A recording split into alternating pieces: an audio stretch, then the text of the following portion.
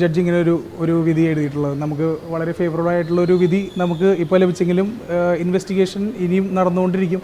ഇപ്പോഴും ക്രൈം സ്റ്റേജാണ് നടന്നുകൊണ്ടിരിക്കുന്നത്. അതുപോരാത്തതിന് ഇനിയും പല കണ്ടീഷനുകളും ഇതിൻ്റെ ഉള്ളിൽ പറഞ്ഞിട്ടുണ്ട്. അപ്പോൾ ആ കണ്ടീഷനെല്ലാം ഇനി ഈ ഹിരൺദാസ് പാലിക്കേണ്ടതായിട്ടുണ്ട്. അപ്പോൾ അതിനുശേഷം ഇനി എന്താ ഉണ്ടാകാൻ പോകുന്നത് നമുക്ക് ഭാവിയിൽ നോക്കി കാണാൻ പറ്റും.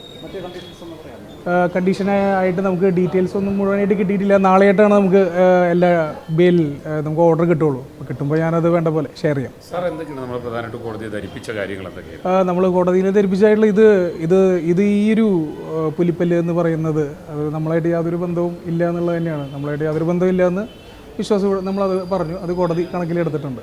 അതാണ് ഒരു മെയിനായിട്ടുള്ളൊരു വാദം. പിന്നെ ഇതിപ്പോൾ എങ്ങനെ വേണമെങ്കിലും ആർക്ക് വേണമെങ്കിലും ഇപ്പോൾ ഒരു ദിവസം ഇപ്പോൾ എല്ലാവരും ഗിഫ്റ്റ് തരുന്ന ആൾക്കാരാണ്.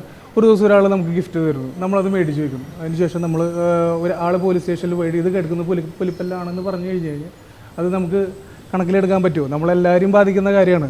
അത് കോടതി കണക്കിലെടുത്തു, ആ കാര്യവും കണക്കിലെടുത്തു. അതാണ് ഒരു കാര്യം. ബാക്കി അങ്ങനെ പല നമ്മുടെ വാദങ്ങളും ഉണ്ടായിരുന്നു.